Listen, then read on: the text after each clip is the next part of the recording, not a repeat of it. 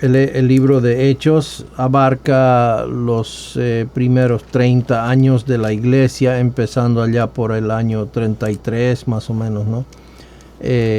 Hasta el 60 y tantos.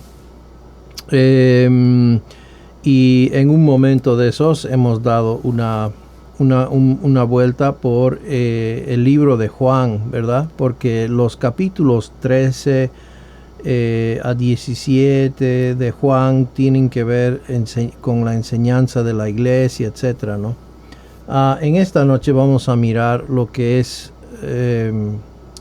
dentro del libro de Hechos. Tenemos lo que es el avance aquí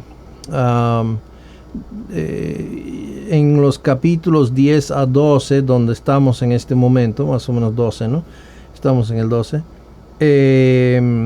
Entra pues el tiempo, el momento es donde creemos que se ha escrito el libro de Santiago. Ya esta es la primera epístola. Y entonces vamos a entrar en nuestro estudio continuando el panorama del Nuevo Testamento a través del estudio de Hechos. Entramos pues a mirar el libro de Santiago. Bien, entonces el libro de Santiago, un libro de pruebas. Introducción. Santiago escribió su libro cuando las intensas pruebas de persecución habían dispersado a la iglesia, que era principalmente judía. En ese tiempo Dios estaba probando su fe al máximo.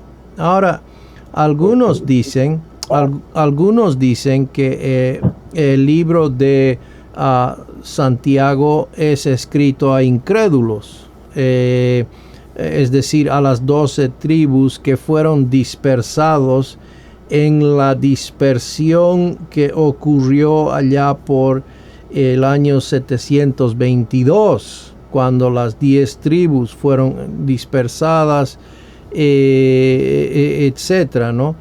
Porque dice a las 12, ¿verdad? A las 12 tribus. Pero al mirar cuidadosamente el libro de Santiago, no está hablando a personas incrédulas de cómo ser salvo. El libro de Santiago enseña a creyentes de cómo entender las pruebas de parte del Señor y contarlos como gozo, de no tener diferencias, de no tener favoritismo entre algunos hermanos y otros hermanos, de no tomar demasiado valor o afecto del corazón a las riquezas, y por otro lado al pobre, y el pobre no sentirse menos, sino más bien debía gloriarse en lo que el Señor le había dado, ¿verdad? Entonces todas estas cosas, estos temas que se abarcan en el libro de Santiago, nada que ver con un incrédulo, tienen que ver con creyentes. Y en la iglesia al inicio eran principalmente judíos. Todo esto empezó en realidad, esta dispersión, cuando pues, Saulo, por ejemplo, siendo el instigador de todo esto, en la persecución, tratando de deshacer esto, judíos contra judíos creyentes, y querían deshacerse de esta supuesta secta, echarlos en la cárcel, etcétera, ¿no? Y entonces así es que después de la muerte de Esteban, empieza pues una persecución tremenda, y todos estos judíos creyentes fueron dispersados por todo ello. La iglesia mayormente al principio era judía, ¿no? Y entonces estos judíos fueron y estuvieron pues probablemente judíos que habían dado todo, que habían vendido todo, ¿se acuerdan? Al principio ahí Y bueno, pues fueron a lugares donde habían otros judíos, ya, que pues ya establecidos, que ya décadas que estaban ahí, pues de la otra dispersión, de la antigua, ¿no?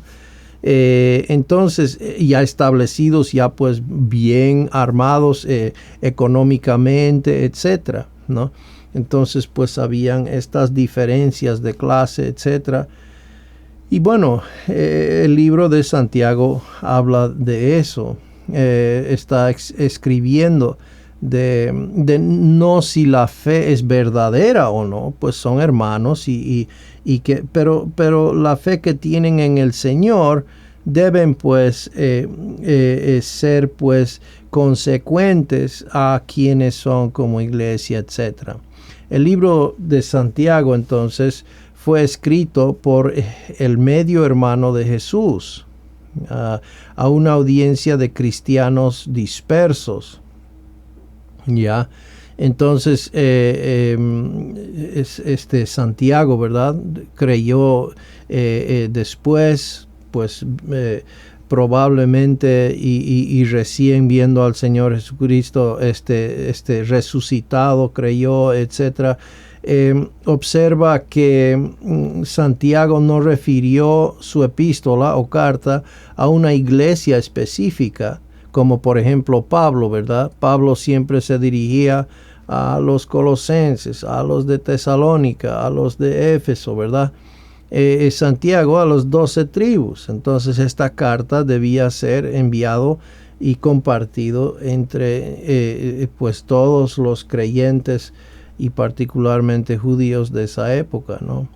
Esto no quiere decir que Santiago escribía a Israel en general, sino a creyentes israelitas que formaban parte de la iglesia, salvos después del día de Pentecostés por la fe en Jesús. Y yo entiendo, hay pasajes dentro de Santiago que uno diría, pues esto no está hablando de hermanos. Por ejemplo, Santiago capítulo 2, versículos 14 al 26, pareciera que estuviese hablando acerca de la verdadera fe, ¿verdad? Lo que es la fe viva, ¿no? Versus la fe muerta. Pero en realidad, una fe muerta es una fe que no está puesta en actividad. Eso es una fe muerta, es una fe inútil. No es que no exista la fe, es que la fe está ahí, pero no tiene utilidad a los hermanos, ¿no? ¿De qué le sirve a mi hermano decirle, pues, ve, sé feliz cuando tiene una necesidad física, ¿no? Urgente, que yo puedo ayudarle en ese momento, ¿no? Entonces, más o menos eso es lo que está hablando aquí Santiago.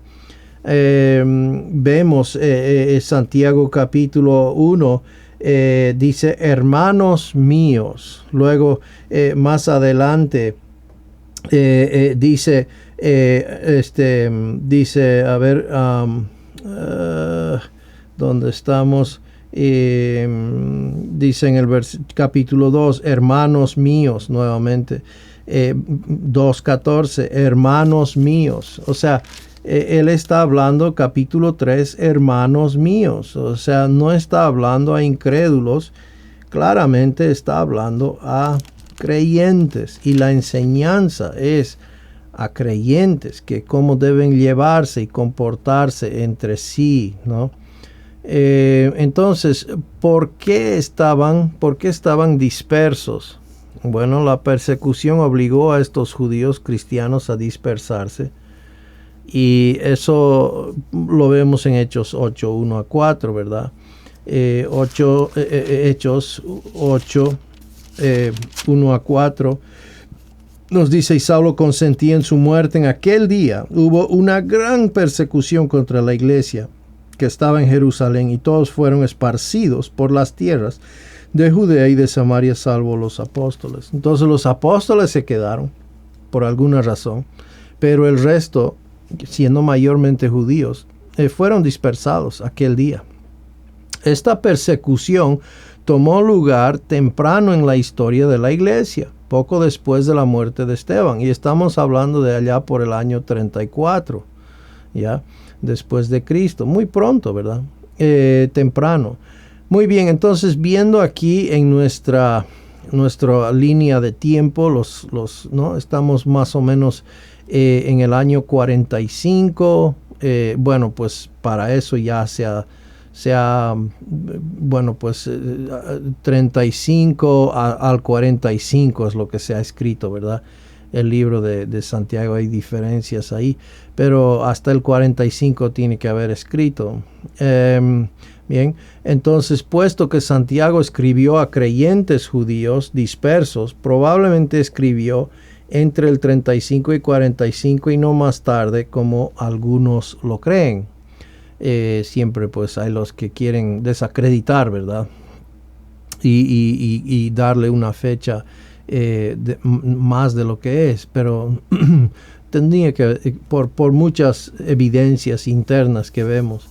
El libro de Santiago es una epístola general porque Santiago la escribió a una audiencia amplia, más que a una iglesia específica o un área en particular de iglesias, como Pablo a menudo lo hizo. Abarca varios temas, como dije, ¿no? La diferencia entre diferentes clases sociales, el trato, cómo debe ser por igual, no dar favoritismo a unos, y la enseñanza que vemos es pues temas generales, temas que van a ocurrir, ¿verdad? Y probablemente Santiago había oído de cosas, situaciones que estaban sucediendo, ¿no? Que no se estaba tratando por igual y bueno, pues él escribe para tratar con ese asunto, ¿no? O esos asuntos, mejor dicho. El propósito principal de Santiago era exhortar a los creyentes a vivir su fe. No es que si su fe era verdadero o no. Y ahí es donde hacemos un gran énfasis nosotros, entendiendo de que no es que si tenían fe o no. Eso no está argumentando Santiago. Lo que Santiago está diciendo es que ustedes, creyentes, deberían demostrar su fe, amándose los unos a los otros, cuidándose los unos a los otros, hablándose de una manera apropiada, no diciéndose palabras ásperas, no diciendo que, y no dando privilegios, pero también no viviendo de una manera como si la riqueza iba a durar para siempre, cuando en realidad dice el óxido del oro. Cuando hemos visto óxido en el oro y óxido en la plata, les va a condenar cuando venga el Señor de los ejércitos, ¿verdad? Hablando específicamente del juicio que va a venir, pues, ¿no? Cuando pues el creyente tendrá pues un momento de juicio, a pararse delante del Señor y dar cuentas, rendir cuentas, qué es lo que hizo durante su vida aquí como creyente, ¿verdad? Para recompensas, ¿no? Para recompensas. Entonces, eso es lo que está, ¿no? Eso es lo que está en las balanzas aquí. Santiago escribió acerca de las pruebas, ¿verdad? Y estaban pasando pruebas de diferentes clases, pruebas o dificultades de la fe del creyente, sacarles de su hogar y llevarles a un lugar nuevo, ¿no? Eso trae sus pruebas. Ir a tener que vivir entre probablemente gentiles, personas gentiles que pues ellos no se sentían o no acostumbraban, ¿verdad? Todas estas situaciones se estaban dando, ¿verdad? Y entonces él les anima, ¿verdad? Que estas pruebas son para provecho suyo si entendieran, ¿no?, el propósito que Dios tiene. La tesis del libro: nuestra fe está siendo puesta a prueba. Dios prueba la calidad de la fe de cada creyente. Bien. Santiago no cuestionó la certeza de la salvación de un creyente, sino más bien la calidad o profundidad de su fe aplicada, ¿no? De momento a momento en Dios, ¿ya? Y eso creo es muy, muy importante nuevamente entender, ¿no? No es que si son creyentes o no, ¿ya? Eso no está él poniendo dudas, ¿verdad? Que si su fe fuera verdadera, entonces habrían buenas obras. No, Señor. Eso más bien traería dudas, eso más bien traería incertidumbre, ¿verdad?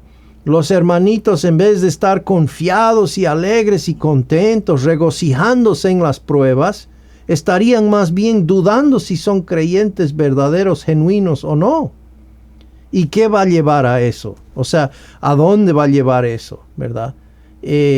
Ahora, si una persona no ha depositado, si no ha creído únicamente por la fe en el Señor Jesucristo, ¿verdad? Entonces sí, esa persona su fe no está colocada en Cristo. Su fe está en otra cosa, en sus buenas obras. Por ejemplo, en Apocalipsis dice, no se arrepintieron de sus obras. ¿Obras de qué? Obras de caridad, obras de benevolencia, obras de religión, obras de toda clase. El hombre hace confiado en que eso le va a ayudar, le va a hacer ir bien o ganar un poco de crédito ante Dios, misericordia delante de Dios. Si no es mediante la fe en Jesucristo, una persona no es creyente y punto, ¿verdad? Pero estos eran hermanos, eran creyentes, habían puesto su fe en Jesucristo, pero pues ahora era necesario que ellos entiendan que no es solamente creer en Jesucristo y ya, sino que hay que vivir como creyentes, pues por la fe. Caminamos por la fe y poniendo la fe en práctica, en ejemplos claros, visibles, que el hombre pueda observar y decir, ese debe ser creyente. Y a eso está yendo Santiago, ¿ya? La fe sin obras es muerta. La fe sin obras es inútil, en otras palabras. No tiene validez, no tiene soporte, apoyo al prójimo, ¿ya? Y en especial a los hermanos necesitados durante esta persecución. ¿Se dan cuenta, no? Todo es en el contexto que se está viviendo. Y Santiago está pues buscando animar a los hermanos y no ser piedra de tropiezo a estos hermanos que están atravesando momentos críticos, ¿verdad? Bien, entonces una división sencilla del libro sigue Santiago 1:19, porque vemos que dice así, por esto mis amados hermanos, fíjese, amados hermanos, todo hombre sea pronto para oír, tardo para hablar, tardo para airarse. Esas tres frases, pronto para oír, tardo para hablar, tardo para airarse. Entonces Santiago 1:2 habla de ser pronto para oír. Santiago capítulo 3, tardo para hablar, ¿verdad? Y Santiago 4:5, tardo para airarse, tardo para reaccionar, ¿no? Bueno, y da ciertos ejemplos, ¿verdad? De cómo se debe. ¿Tú qué dices? ¿No? Más bien deberías decir qué dice el Señor, ¿no? Tú qué dices, mañana haremos esto y el otro, ¿no? Deberías, pues, ¿qué piensa el Señor? O que sea conforme a la voluntad del Señor, etcétera, ¿no? Entonces, esos tres podemos ver Santiago 1 y 2, que habla de ser pronto para oír. 3 es tardo para hablar, ¿no? No podemos escuchar si estamos hablando. Y Santiago 4:5, tardo para airarse, o sea, tardo para reaccionar. Entonces vamos a Santiago 1:1 al 20, vemos la introducción Y vamos a dar lectura al primer versículo aquí. Santiago, siervo de Dios, estoy leyendo aquí de la Nueva Biblia de las Américas. Santiago, siervo de Dios y del Señor Jesucristo, a las 12 tribus que están en la dispersión, saludos. Saludos. Entonces, Santiago dirigió su epístola a los creyentes judíos dispersos en Cristo, no a los judíos inconversos de la diáspora o la dispersión del 586 o el 722. 722 era especialmente cuando Asiria los agarró y los dispersó a las 10 tribus del norte, ¿se acuerdan? Y eso era técnica de los asirios. Así conquistaban a las gentes. Ellos los agarraban y los entremezclaban, los llevaban, los partían, así, ¿no? Los esparcían. Y eso es lo que hicieron con Israel. A pesar de que su audiencia específica fueron judíos creyentes de su tiempo, nosotros también somos edificados mediante la comprensión de su epístola. Claro que sí, es una enseñanza muy práctica para el creyente, ¿verdad? Debemos poner en práctica. Si fuésemos llevados ante la corte para ver si somos culpables de demostrar nuestro cristianismo en obras prácticas, ¿seríamos culpables o no? ¿No? Bueno, pues lastimosamente estos hermanos en este momento tal vez hubiese habido duda, ¿verdad? ¿Será que están demostrando en obras prácticas, verdad? La gente tal vez tendría a pensar que no sé, ¿verdad? Y pues no estaban tratándose bien, no estaban cuidándose bien, etc. Entonces, solo si recordamos la audiencia de Santiago y la fecha en que se escribió su carta, podremos entender e interpretar correctamente su libro. Bien, si no, vamos a irnos hacia lo que muchos interpretan el libro hoy día, equivocadamente, lastimosamente. Santiago comienza su libro hablando de la prueba de nuestra fe, ¿no? Dice en el versículo 2, tengan por sumo gozo, hermanos míos, cuando se hallen en diversas pruebas. Eso no es algo hipotético, eso no es algún día, eso es hoy.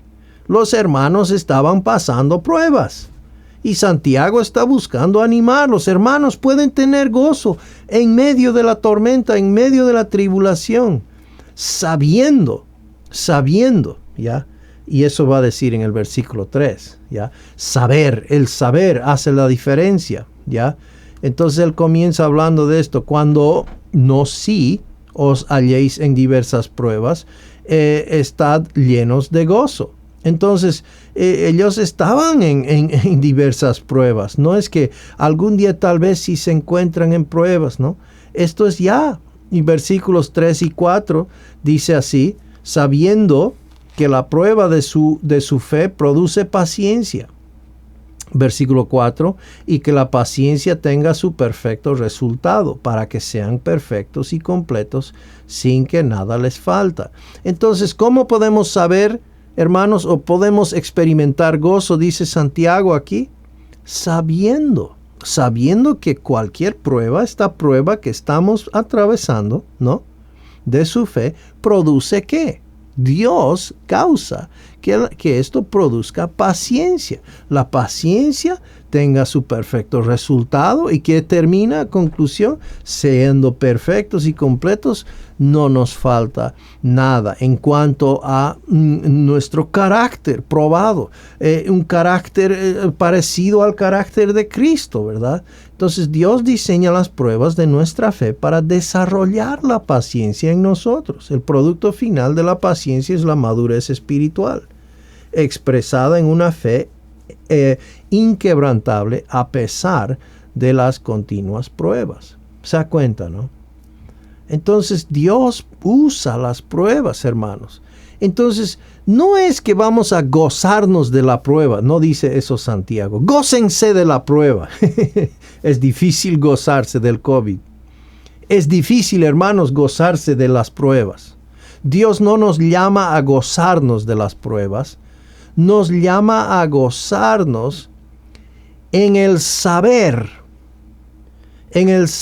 que Dios utiliza la prueba para nuestro bien. Si es que le permitimos, si es que estamos por fe descansando en ¿qué? En el hecho de que Dios está usando esto para producir paciencia y al final un carácter probado y perfecto.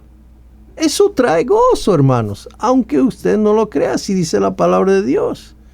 Pero cuando empezamos pues a mirar las pruebas, ay, Dios no me quiere, porque solamente cuando vienen bendiciones es cuando Dios me quiere. Hay este pensar, ¿verdad? Solamente cuando soy espiritual, entonces vienen las bendiciones materiales. Pero eso no está enseñando aquí, hermanos, hermanas. Estos hermanos que aman al Señor, nuevos creyentes que cuando al nacer la iglesia y estaban pues burbujitas felices y todo, ¿no? Tienen que correr por sus vidas, agarrar las pilchas y correr familia y todo, ¿no? Con las ovejitas y todo. ¿A dónde? Pues a dónde irían, ¿no? Bueno, pues vamos a ir al tío, he escuchado que vive más o menos por este lado, digamos, ¿no? Cosas difíciles, ¿verdad? Sin ni un medio, ¿no? Y a ver qué haremos pues para existir, pero la cosa es que había que correr, salir por sus vidas. Oiga, ellos no son exentos a estar con dudas. ¿Se acuerdan de Pedro? Acabamos de hablar de Pedro. Pedro huyó por su vida. No vamos a oír más de Pedro por un tiempo. ¿Se acuerdan de Pablo? O Saulo, mejor dicho. Saulo todavía. ¿Dónde lo halló Bernabé? Bernabé lo halló en Tarso, 11 años ahí el hombre parado. ¿Por qué? Bueno, pues ¿no será porque huyó por su vida también? Hay que pensar, ¿verdad? Esto no es una cosa de superhombres. Ellos son hombres como nosotros. Y nada más que también aman al Señor y Santiago les está escribiendo pues para animar, sabiendo que Dios usa esta situación. Aquí un hermano, sus palabras han sido de mucha bendición para mi vida cuando un hermanito aquí, ¿no? Que vive y un hermano mayor y él dice, no vaya a ser que atravesemos todo este tiempo del COVID y permanezcamos sin ser cambiados por el Señor. Eso es una tragedia, hermanos. Estas pruebas que han venido son potencial de experimentar su gozo, hermanos. ¿Por qué? Sabiendo que Él usa las pruebas. Y hermanos, muchas veces pensamos que el Señor no me ama porque viene la prueba. No, más bien el Señor le ama y más bien está usando el Señor la prueba para madurarnos, para crecernos, para hacernos conformar a la imagen de su Hijo. Si es que le permitimos, claro. Entonces hay que saberlo. Para poner algo por la fe, primero hay que saberlo y entenderlo. Santiago dice, sabiendo esto, puedo encontrarlo sumo gozo. Bien, vamos adelante porque el tiempo nos apremia.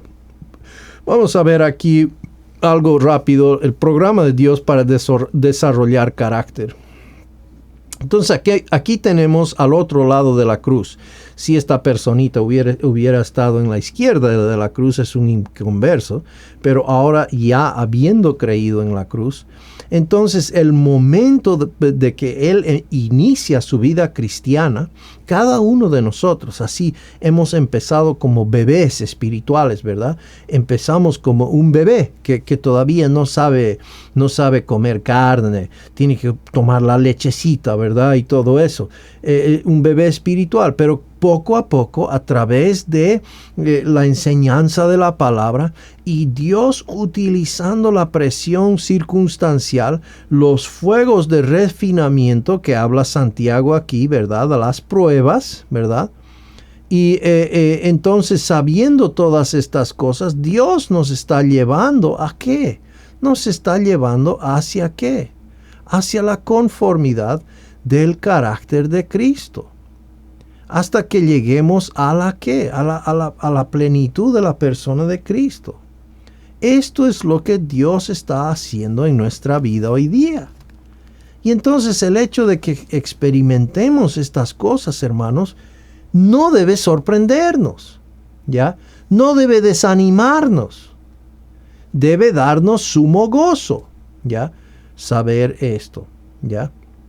Entonces eso es lo que Santiago está dando. Y al final, ¿qué? Hermanos, al final nos espera recompensas. Dice un galardón, dice, bienaventurado el varón que soporta la tentación, porque cuando haya resistido la prueba, recibirá la corona de vida que Dios ha prometido a los que le aman. ¿Se dan cuenta, no?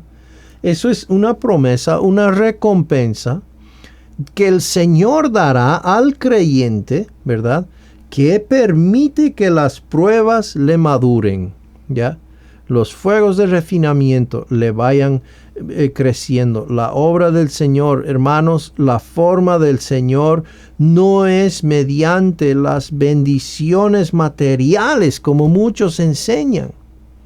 La forma de Dios es mediante, hermanos, las pruebas, las dificultades. ¿Cuándo es donde buscamos al Señor? ¿Cuándo es cuando dependemos del Señor, hermanos?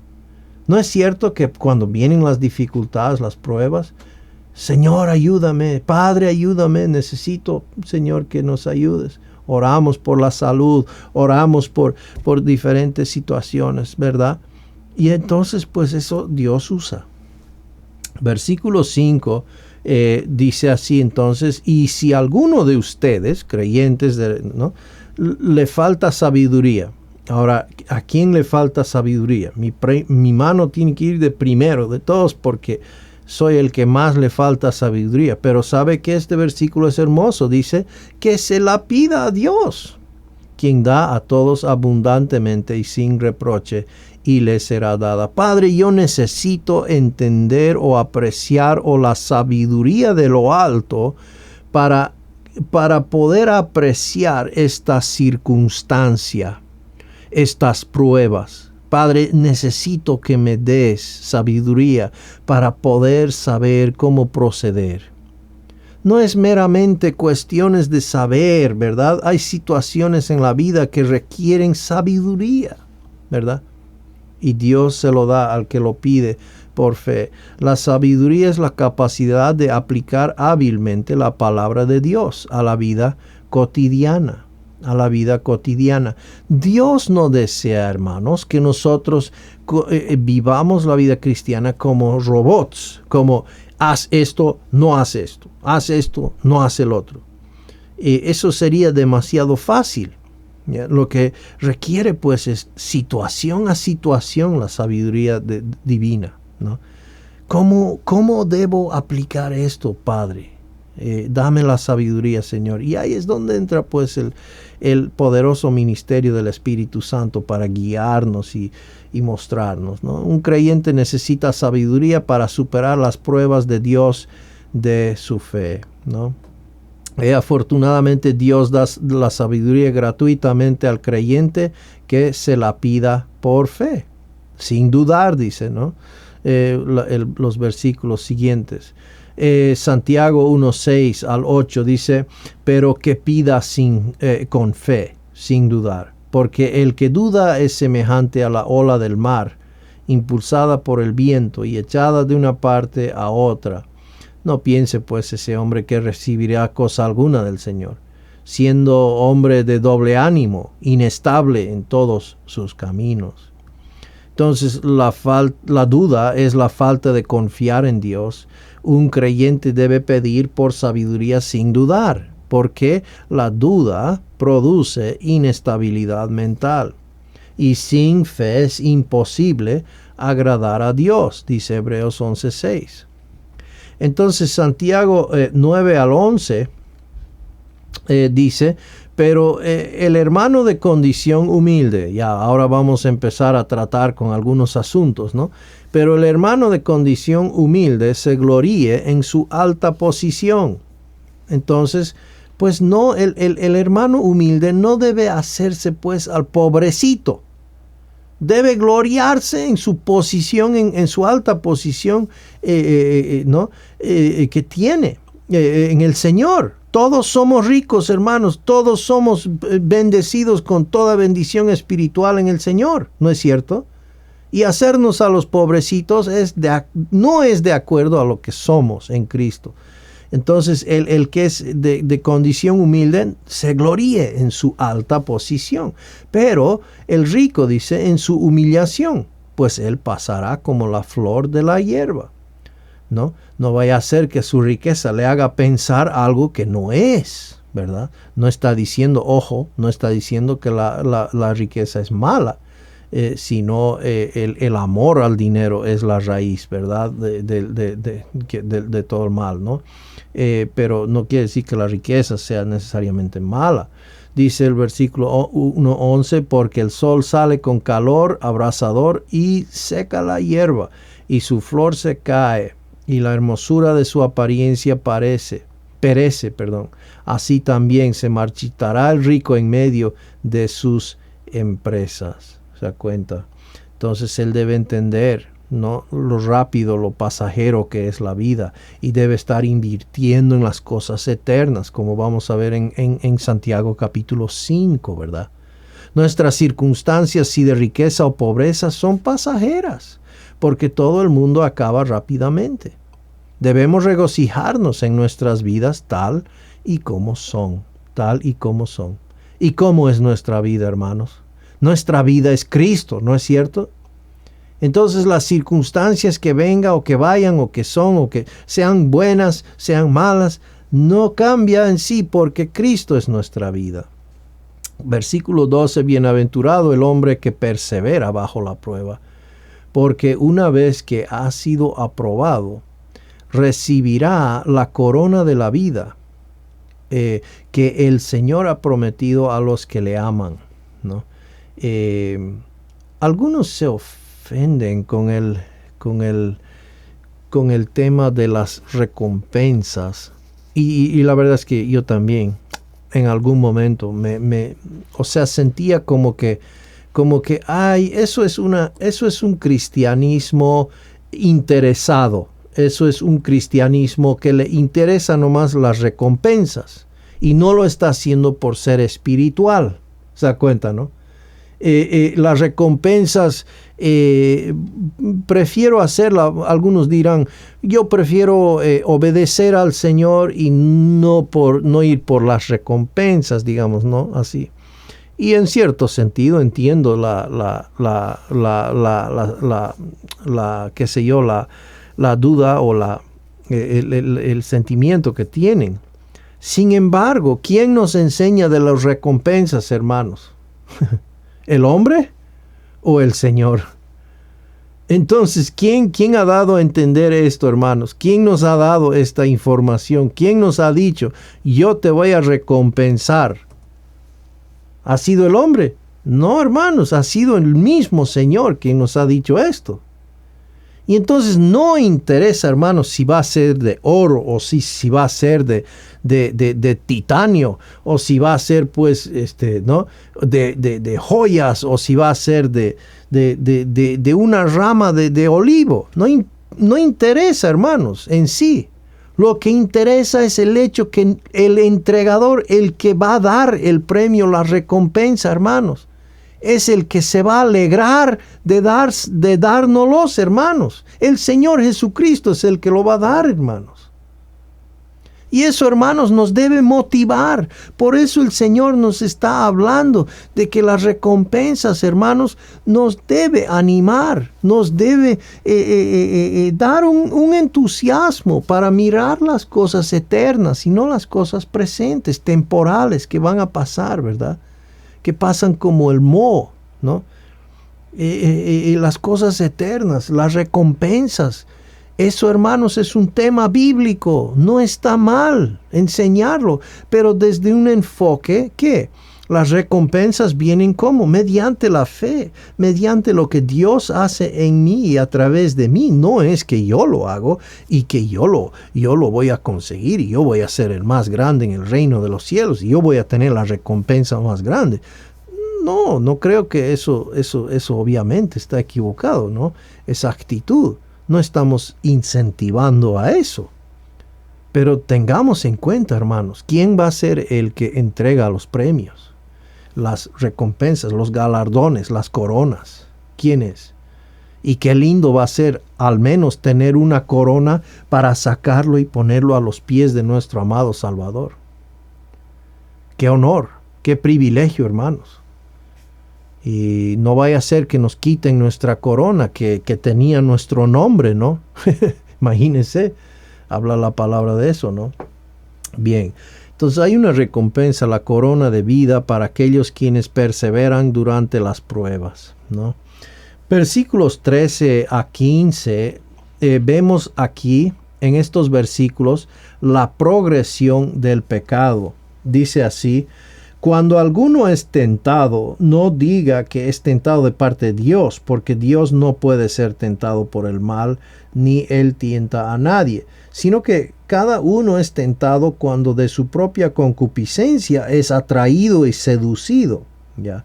Entonces la concupiscencia, después que ha concebido, da a luz el pecado, y el pecado, siendo consumado, da a luz ¿a qué? La muerte. Entonces, vamos a hablar aquí y eso obviamente puede ser muerte física, pero no es principalmente a lo que se está refiriendo. Está hablando de muerte en vida, como aquella viuda que aún en vida está muerta, ¿no? Está experimentando dolores, está experimentando frustración, una vida de fracaso, muerte. ¿Por qué? Por el pecado que le esclaviza, ¿verdad? Entonces, Dios no es el autor del pecado, claramente. Aquí una pantalla en cuanto a las coronas. Hemos hablado de la corona de la vida por el perdurar en las pruebas. También en 2 Timoteo 4, 7 a 8 vemos Pablo habla de esto. Dice: he peleado la buena batalla, he terminado la carrera, he guardado la fe. En el futuro me está reservada la corona de justicia que el Señor, fíjese, el enfoque de Pablo era que el Señor, el justo juez, me entregará en aquel día. Oiga, la alegría de Pablo era tremendo. Él estaba ansiosamente esperando esta recompensa, pero era porque el Señor lo iba a entregar. Y no solo a mí, sino también a todos los que aman su venida. Amamos su venida, ¿verdad, hermanos? Estamos anhelosos, gozosos, que venga el Señor pronto. Parece que su venida está muy pronto. Algunos dirían, los mayores nos están diciendo, hasta se puede oler su llegada, ya está tan cerca, dicen, ¿no? Puede ser, hermanos, puede ser, es muy posible y debemos estar listos. La siguiente corona, la corona de gozo por el ganar almas, 1 Tesalonicenses 2, 19 y 20, porque ¿quién es nuestra esperanza o gozo o corona de gloria? ¿No los son ustedes en la presencia de nuestro Señor Jesús en su venida? Pues ustedes son nuestra gloria y nuestro gozo.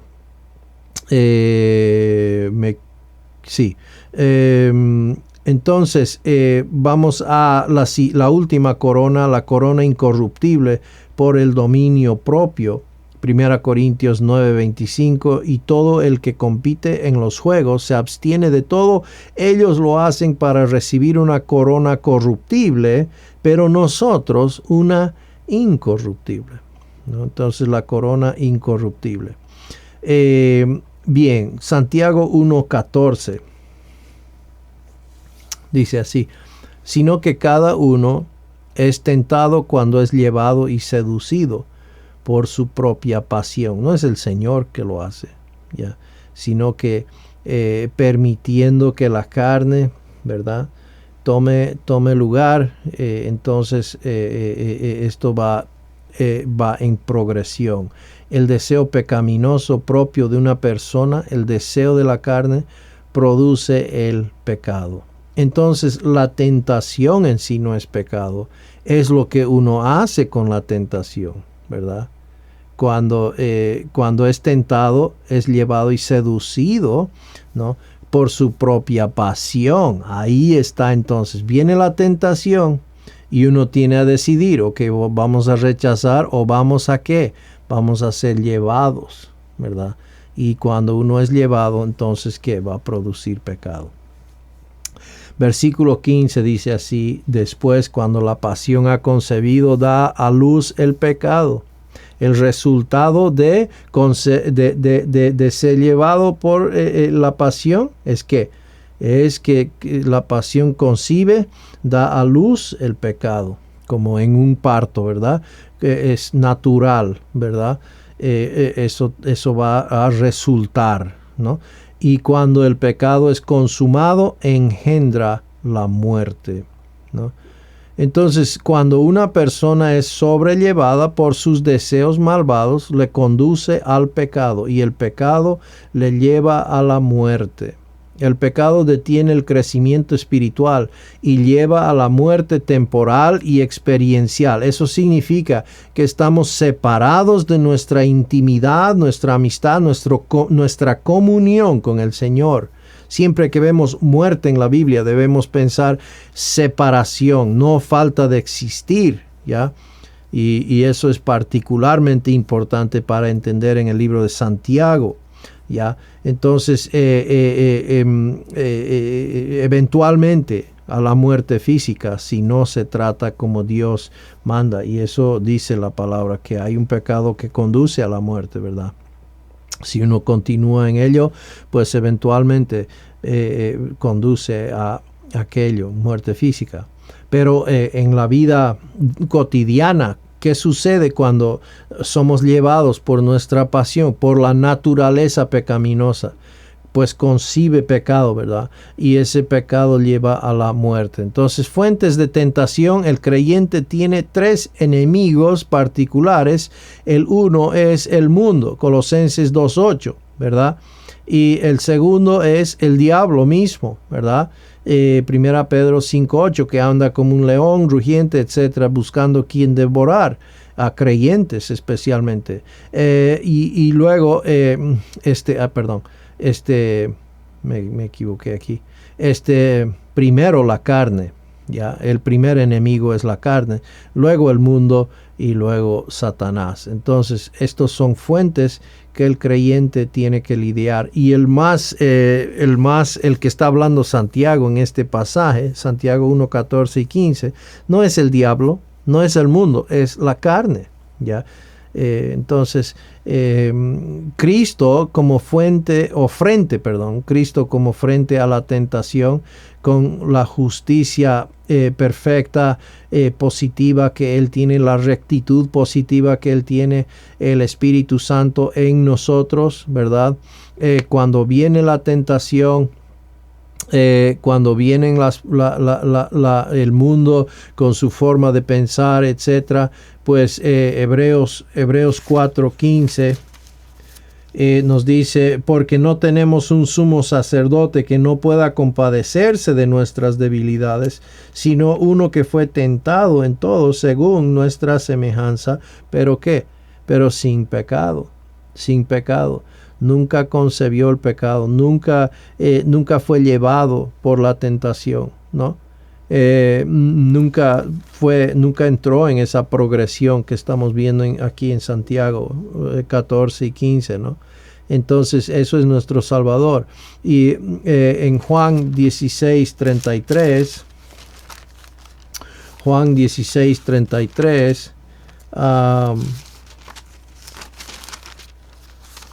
vamos a buscar. Dice así: estas cosas os he hablado para que en mí tengáis paz. En el mundo tendréis aflicción, pero confiad, yo he vencido al mundo. Y eso es hermoso de saber, que el que ha vencido, el que no cayó, no fue llevado por tentación, etcétera, él vive en nosotros, ¿verdad? Hoy, Juan 16:11 dice: de juicio, por cuanto el príncipe de este mundo ha sido ya juzgado. Satanás es un ser que ha sido juzgado y encontrado culpable. Entonces, ¿cómo debe pues el creyente hoy enfrentar las fuentes de tentación a sus tres enemigos? Mediante el poder del Espíritu Santo, mediante la persona de Cristo, ¿ya? Y eso es como vivimos pues hoy en día la vida cristiana. Es Cristo en nosotros, la esperanza de gloria. Bien. Gálatas 5, 16 a 17. Gálatas 5. Y esta enseñanza lastimosamente no se está enseñando en la iglesia hoy día, y muchos creyentes son privados de la fuente de poder vivir libre de estas fuentes de tentación, ¿verdad? No está en nosotros, hermanos, el poder hacerlo. No está en nuestra fuerza de voluntad. No te dejes vencer. No es esa la enseñanza que nos da la Biblia, sino permite que Cristo tenga el lugar apropiado en nuestra vida. Gálatas 5, 16 a 17 dice así: digo pues, andad en el Espíritu. Y la Biblia de las Américas dice, y no cumpliréis, o no cumpliréis, creo que dice, o no satisfarás. No serás llevado, en otras palabras, ¿ya? Por la carne, por los deseos de la carne. Entonces, ¿qué es el creyente a hacer? ¿No?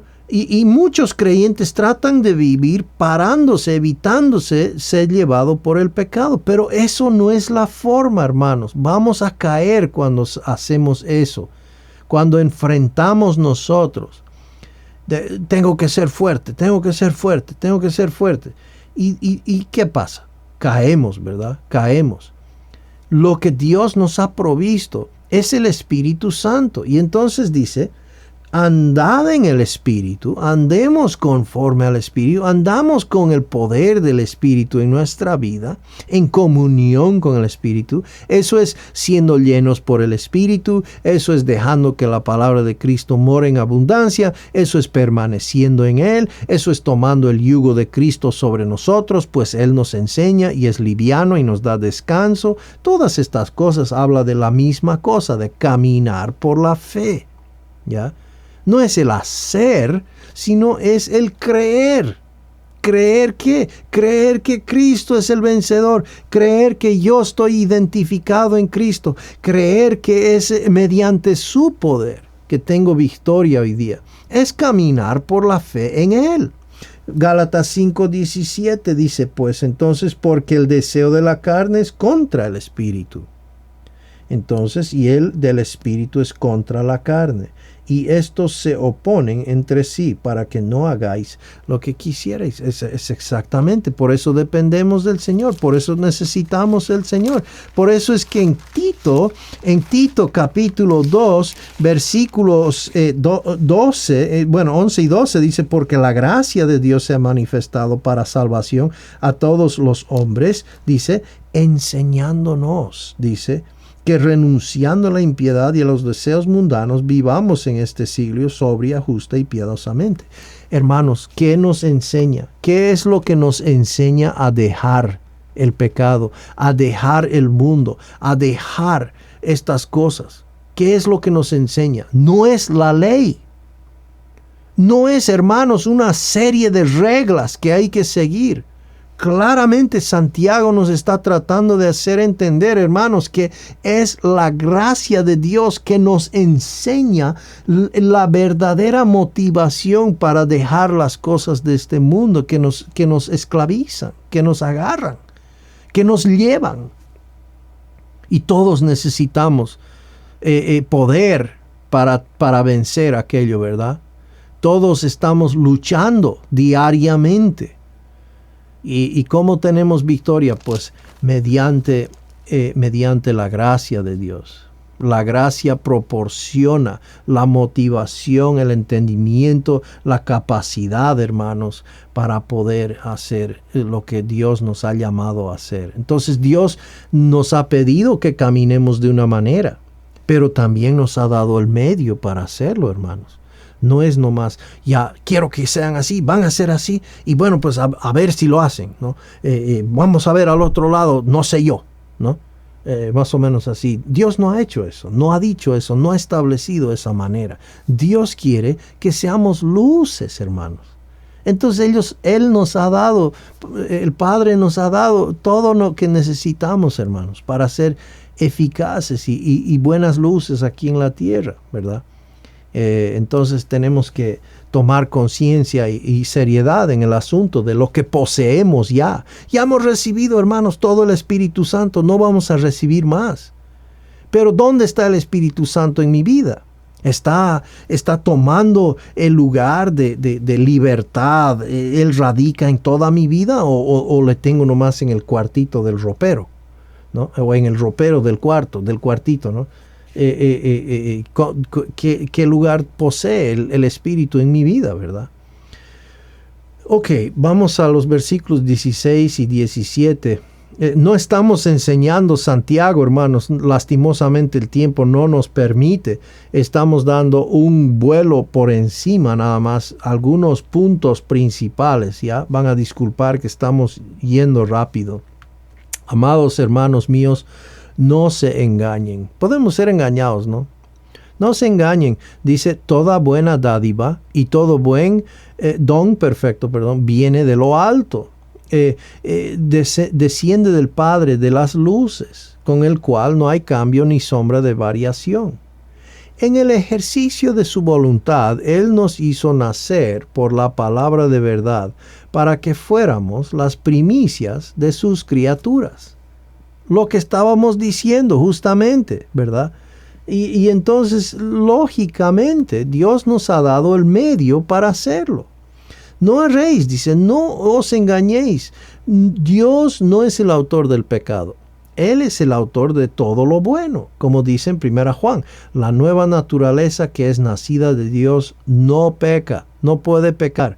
Somos una nueva creación. Ahora, si caminamos con la nueva criatura en armonía del Espíritu, pues no vamos a pecar durante ese periodo que pues estamos presentados al Espíritu. Pero ¿qué hacemos? Muchas veces pues no andamos consistentemente, ¿no? Según la fe y pues otra vez, ¿no? Nos dejamos vencer por la carne. Entonces no nos dejemos engañar, dice Santiago. Versículos 19-20. Esto lo saben mis hermanos, mis amados hermanos, pero que cada uno sea pronto para oír, tardo para hablar, tardo para la ira, pues la ira del hombre no obra la justicia de Dios. Entonces ahí va, las buenas obras producidas por Dios serán pronto para oír, tardo para hablar, tardo para airarse. Eso es lo que produce Dios en nuestra vida. En este importante versículo vemos el bosquejo que Santiago desarrolló para el resto de su epístola. Sea pronto para oír, tardo para hablar, tardo para airarse. Santiago animó a los creyentes a vivir como se describe en el versículo 19, sabiendo que la ira o la frustración del hombre nunca puede producir una vida justa o recta.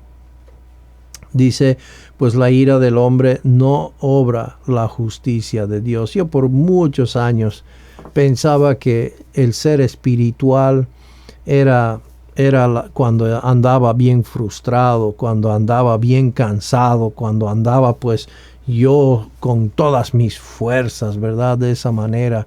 Y andaba pues un ser aburrido sumamente. Y yo pues estaba haciendo mi esfuerzo por Dios y pues cuidado que quien se meta conmigo, ¿no? Porque pues yo estoy haciendo esto. Yo estoy sirviendo al Señor y yo estoy dándole mi vida y pues me volví una persona amargada, frustrada y cuando recién me di cuenta o conocí la gracia de Dios por primera vez, entendí lo errado que estaba, buscando conseguir la justicia de Dios mediante mi frustración, mi enojo, mi santa vida, qué sé yo, ¿no? No es la forma, hermanos. Y cuántos creyentes podemos pues lastimosamente observar que viven en esa esclavitud de mentalidad, pensando que buscar la pena de Dios, buscar que Dios me tenga pena por mi esfuerzo, por mis golpes, por mi duro trato del cuerpo, las leyes que estoy cumpliendo, por qué sé yo. Y hermanos, esta vida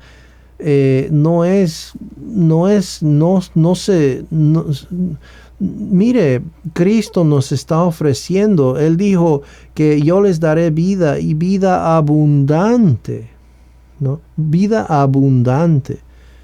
Eso es una vida que habla de plenitud, habla de gozo, de paz. Y entonces viene la pregunta, hermanos, y debemos hacernos esto. Justamente, ¿cómo está su vida? ¿Cómo está mi vida? ¿Es reflejada por gozo? ¿Es reflejada por paz? ¿Es reflejada? O sea, generalmente, obviamente, no estamos hablando si somos perfectos. Ninguno de nosotros es perfecto, obviamente. Pero mi vida en general refleja refrescamiento, el refrescamiento que viene de parte del Señor. Dijo, venid a mí los que estáis cansados y cargados, y yo os haré descansar. Tome su yugo sobre mí, mi yugo sobre sí, ¿verdad? Y yo enseñaré, mi yugo es liviano, dijo, y yo daré descanso, ¿no? Esa palabra descanso ahí es refrescamiento. Mi vida hoy es reflejada por gozo, paz, o tal vez me he dejado engañar, distraer, o tal vez estoy viviendo en mis esfuerzos. ¿Y qué es lo que sucede cuando eso pasa? Bueno, pues mi mentalidad está mal, ¿no? Estoy siendo engañado pensando que mi frustración va a traer la justicia de Dios. Y eso no es verdad. Eso hay que, si usted está en ese momento, ahora yo mismo me encuentro ahí muchas veces, y uno tiene que entonces razonar, decir, momento, esto no está correcto, no está bien. ¿De dónde viene esta frustración? Esto no es del Señor. Pararse y encontrarse nuevamente en el lugar que está y decir, Padre, yo soy hijo tuyo, yo estoy encontrado en Cristo, Él es el vencedor, su fuerza me ha sido dada, y quiero vivir a la luz de eso, ¿no? Quiero vivir a la luz de quién soy yo en Él, y el Hijo es bien amado, el Hijo del Padre trajo complacencia al Padre, le agradó al Padre toda su obra, etc. Por eso el Padre lo ha amado, dice Juan, ¿verdad? Entonces, hermanos, ¿estamos viviendo a la luz de su gracia, lo que Dios hizo por nosotros, o estamos viviendo a la luz de lo que nosotros estamos a duras penas haciendo por Él? Ahora no quiero decir, o no quiero desanimar a nadie que está sirviendo al Señor y quiere servir al Señor. Eso no estoy queriendo desanimar de ninguna manera. Pero hágalo, hermano, hermana, en las fuerzas del Señor. Hágalo en el gozo del Señor. Hágalo en la paz que viene del Señor de la paz, ¿verdad? Y así pues seremos, como dice, seremos pues primicias de sus criaturas. Qué hermoso. Y ese potencial nos ha dado el Señor, lo tenemos.